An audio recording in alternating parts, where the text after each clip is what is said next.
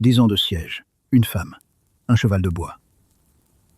Et peut-être rien de tout cela n'a existé.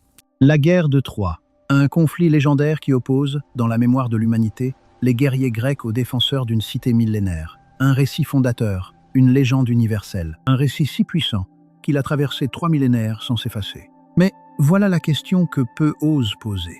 Ce siège, ces héros, ces batailles épiques, ont-ils réellement eu lieu?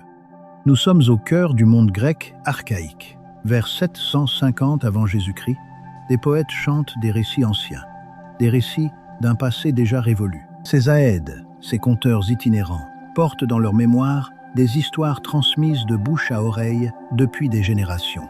Chaque récitation réinvente le récit. Et au centre de tout, une guerre. Une guerre contre une ville. Le cycle troyen, c'est l'ensemble de ces récits épiques. Un vaste corpus de poèmes composés entre 750 et 500 avant Jésus-Christ. Des œuvres qui retracent tout, les origines du conflit, les batailles, la chute de la cité et le long chemin du retour. Une fresque narrative sans équivalent. Mais voici ce que l'on ignore souvent. La quasi-totalité de ces poèmes est aujourd'hui perdue.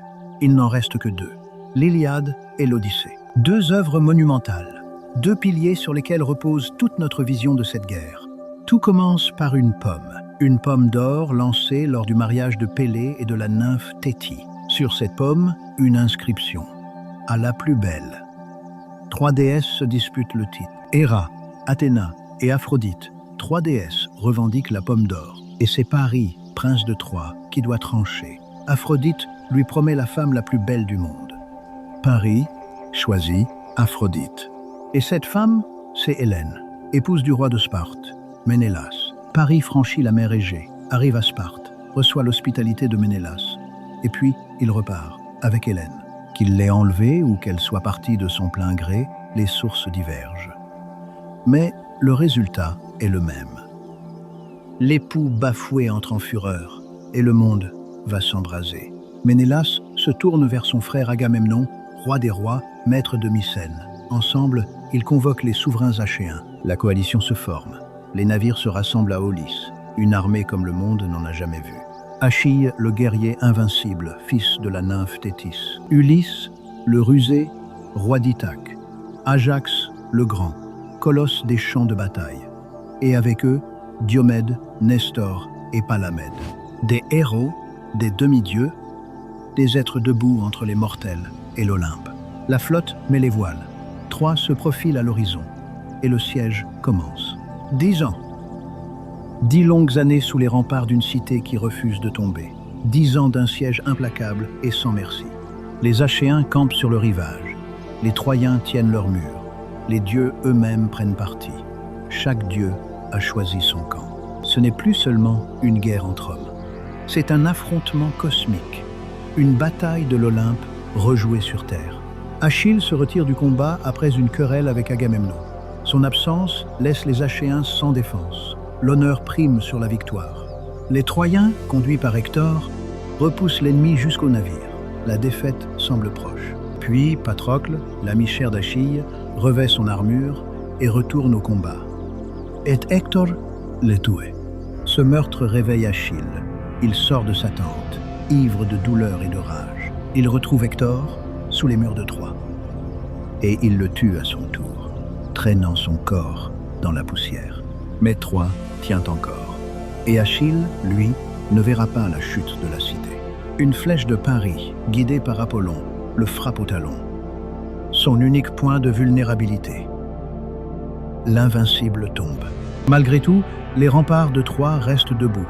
10 ans de siège, les meilleurs guerriers du monde, et la cité résiste. La force seule ne suffit pas. Il faut autre chose. Il faut une ruse. Et cette ruse va devenir la plus célèbre de l'histoire. Un cheval. Un immense cheval de bois, construit par Épéio sous la direction d'Ulysse. Les Achéens font semblant de partir. Ils abandonnent leur camp, laissent la plage vide. Et devant les portes de Troie, ils abandonnent cet étrange monument.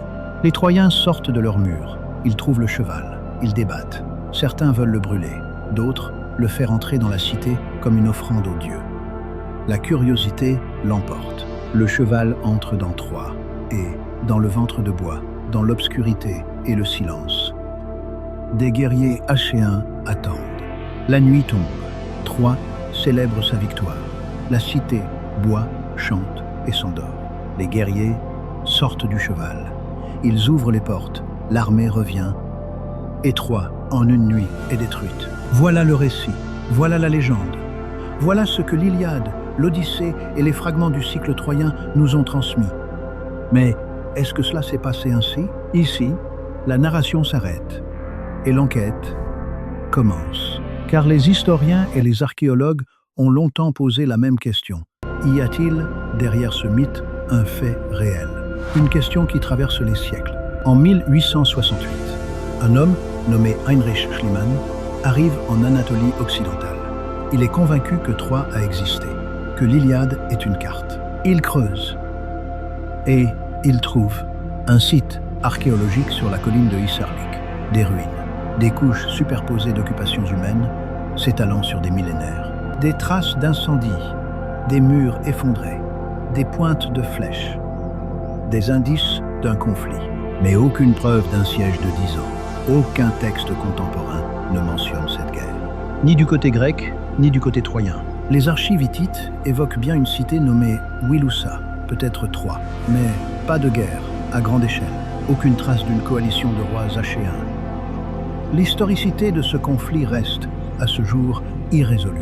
Et pourtant, voici ce que révèle la recherche moderne sur les épopées homériques. L'Iliade et l'Odyssée ne racontent pas toute la guerre. L'Iliade ne couvre que quelques semaines de la 10e année du siège. Si, le reste du cycle troyen, les chants cypriens, l'Éthiopide, la petite Iliade, le sac de Troie, les retours, la Télégonie est perdu. Ces épopées disparues ne nous sont connues que par des fragments et par le résumé qu'en a fait Proclus au 5e siècle après Jésus-Christ. Un écho fragile de poèmes à jamais perdu.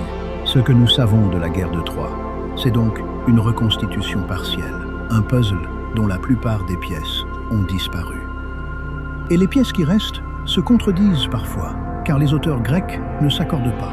La vérité reste insaisissable et plurielle. La tradition mythologique grecque est flexible par nature. Elle se réinvente, se réinterprète, s'adapte. Alors, voici la révélation que peu de documentaires osent formuler. La guerre de Troie n'est peut-être pas un événement. C'est peut-être une mémoire. La mémoire collective d'une époque révolue. Une époque que les Grecs appelaient l'âge héroïque. Un temps où les dieux marchaient parmi les hommes. Où les demi-dieux vivaient sur terre.